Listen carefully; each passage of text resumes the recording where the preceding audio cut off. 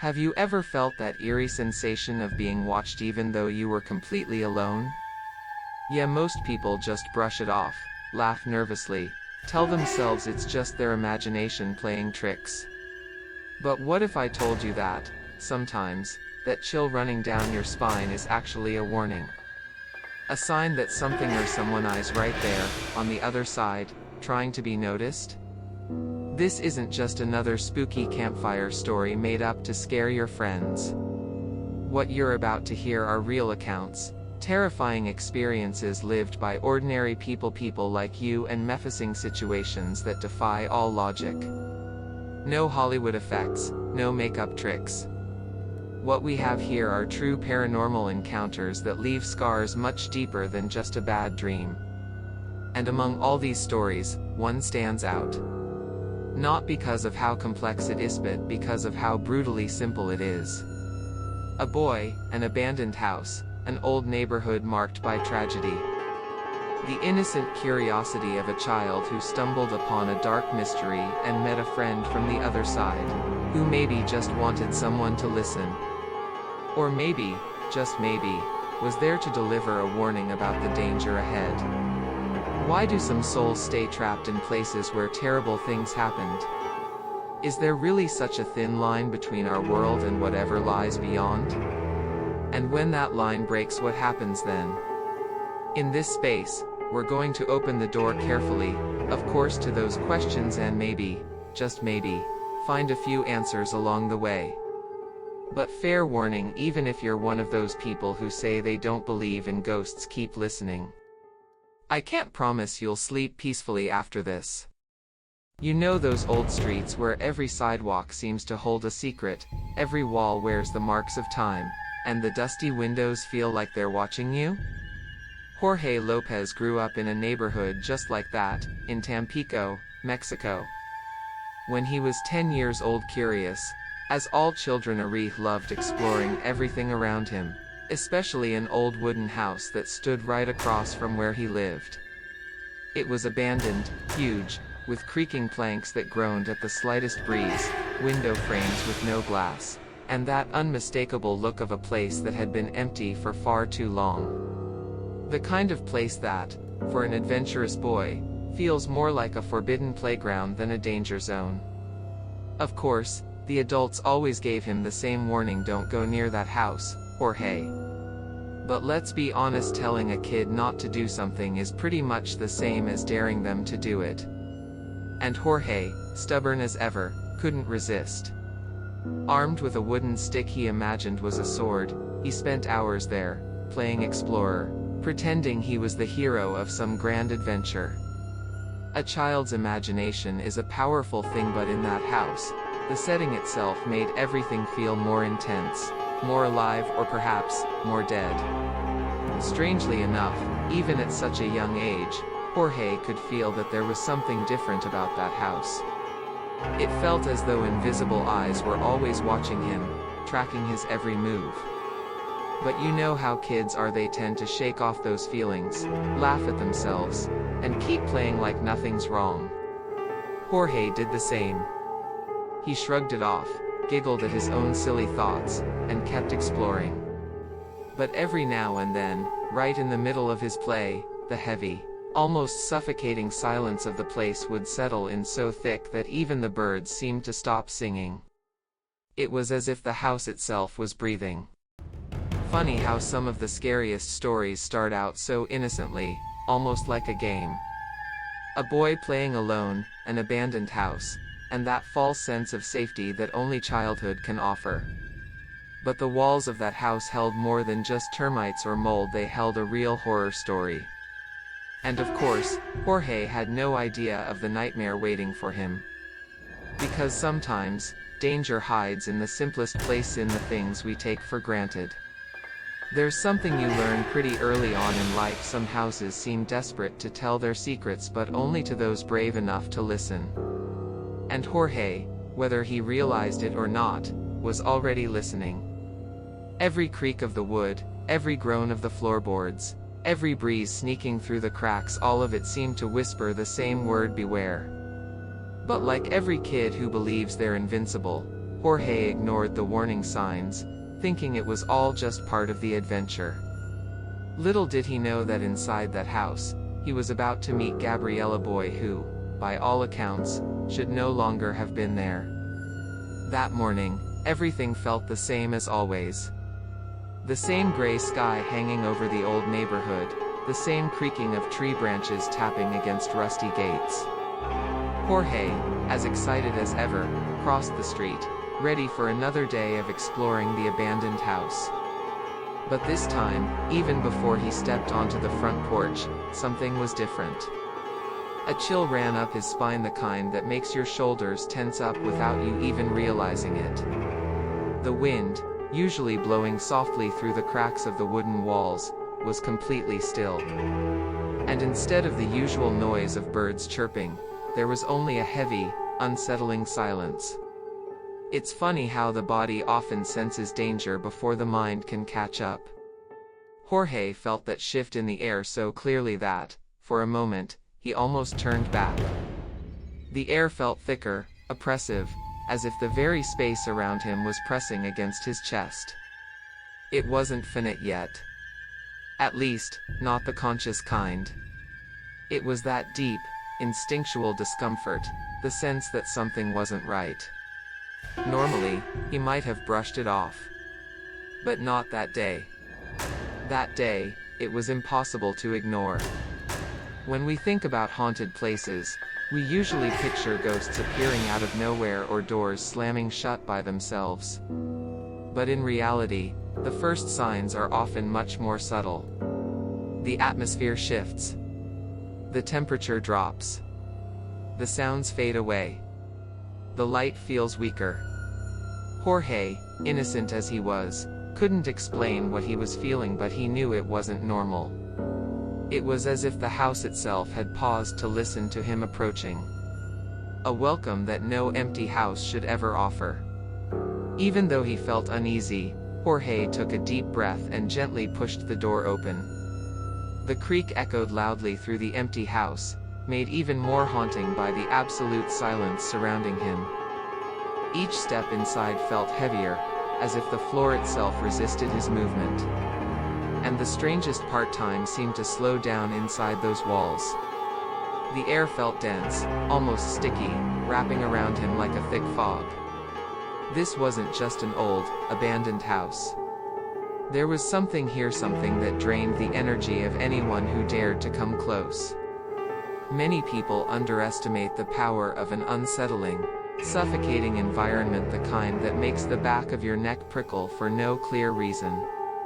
But Jorge felt it. Strongly. Even if he couldn't put it into words, his body understood. Something was trying to warn him.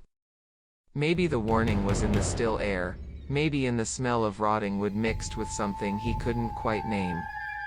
Or maybe it was in that oppressive silence that made each breath feel too loud.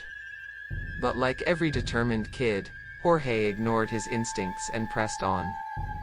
Jorge kept moving, stepping carefully across the uneven floor of the abandoned house, alert with every step he took. The silence was still crushing, but he tried his best not to let it get to him. In his mind, he was an explorer on the hunt for hidden treasure, maybe some ancient chest lost between the rotting walls. But suddenly, right in the middle of this daydream, he heard a soft voice, a whisper right next to his ear. It was so unexpected, so close, that his heart skipped a beat. He spun around quickly, fully expecting to find one of his friends sneaking up on him as a prank. But what Jorge saw wasn't what he expected.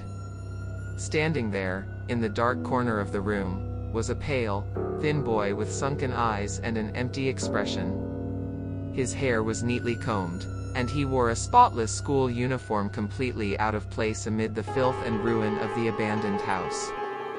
For a moment, Jorge froze, struggling to understand who this boy was, someone he had never seen before in the neighborhood.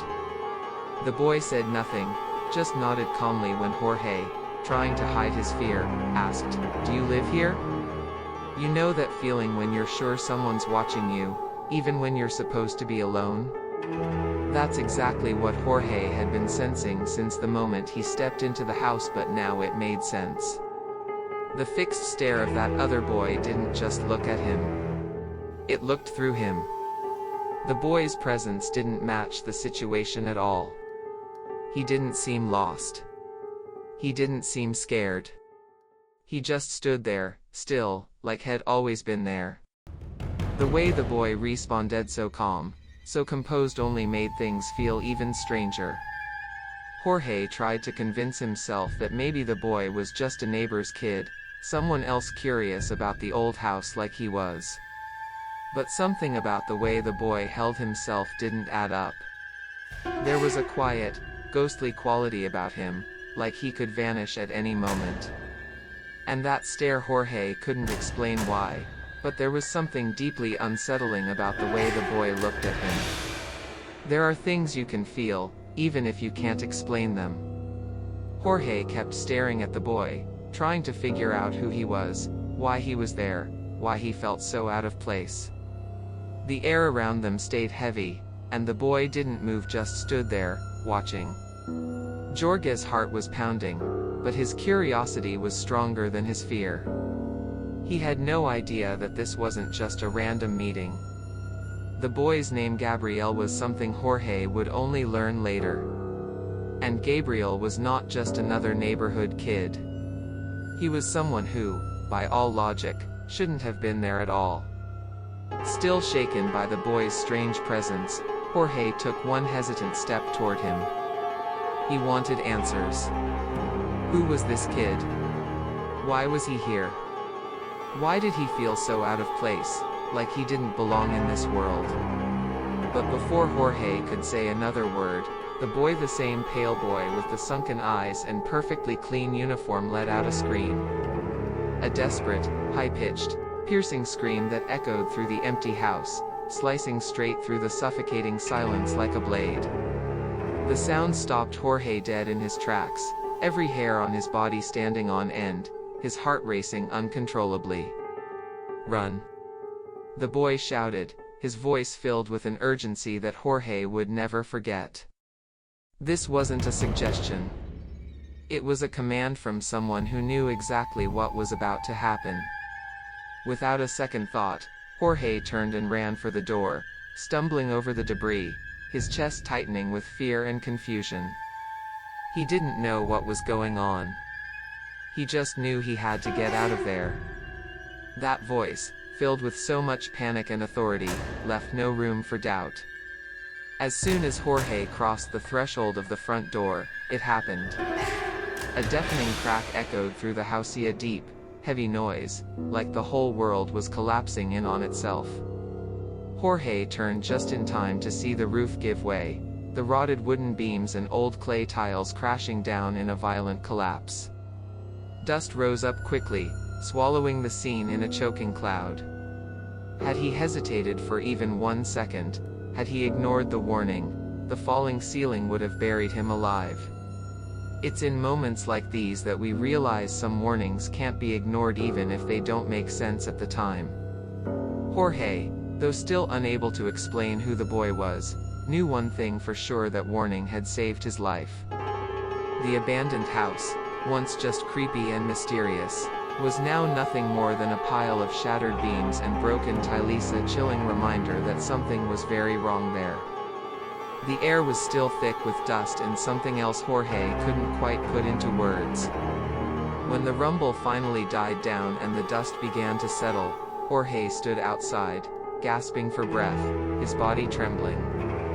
His heart was pounding so hard it felt like it might burst out of his chest. But no matter how hard he tried, he couldn't shake the image of the boy screaming, pointing, warning him to get out. The same question echoed in his mind, over and over again: who was that boy? And more importantly, how did he know what was about to happen? In the days that followed the collapse, Jorge could barely talk about what had happened. The terrifying experience haunted him. At night, he struggled to fall asleep, and when he finally did, the boy's desperate scream echoed through his dreams, over and over again, like a memory that refused to fade. The old neighborhood quickly filled with whispers. Neighbors chatted behind half-closed doors, wondering how Jorge had managed to escape unharmed. But no one knew the most chilling detail of the whole story: the boy who had warned him. The boy no one else had seen. It was just an ordinary afternoon when the answer finally came. Jorge was tagging along with his mother on a quick visit to a neighbor's house, a woman who worked as a seamstress. In her living room, the walls were lined with old family photos, the kind you see in many homes in that part of town. As Jorge casually glanced at the framed pictures, something caught his eye. He moved closer, each step making his chest feel tighter, heavier. And there, standing among the smiling faces in one of the photographs, was the boy. The same boy. The pale skin, the sunken eyes, the perfectly neat school uniform, the exact same distant, vacant expression. Jorge felt the blood drain from his face. Pointing to the photo, trying to keep his voice steady, he asked the woman, "Who's this?" She looked at the photo and, without sensing Jorge's growing panic, answered casually, "Oh, that's Gabriel. He used to live here on this street. Such a tragedy, poor thing, he died 10 years ago." The words hit Jorge like a punch to the gut. Gabriel. The name of the boy who had saved him. The same boy he had seen with his own eyes, spoken to, heard screaming at him to run. But Gabriel had been dead for a decade, killed in an accident when he fell from the roof of that very same house. The ground felt like it was giving way beneath Jorge's feet. His mind raced, searching for some kind of logical explanation, but there wasn't one. Gabriel wasn't supposed to be there. He wasn't supposed to have spoken, let alone screamed out that warning. And yet, somehow, he had. It was as if Gabriel's spirit had stayed behind, trapped in the place where his life had ended so suddenly, waiting for the chance to prevent the same fate from happening to someone else. Jorge was still too young to fully process what had happened, but deep down, he knew one thing for sure: he would never be the same again. Some mysteries seemed determined to remain unsolved.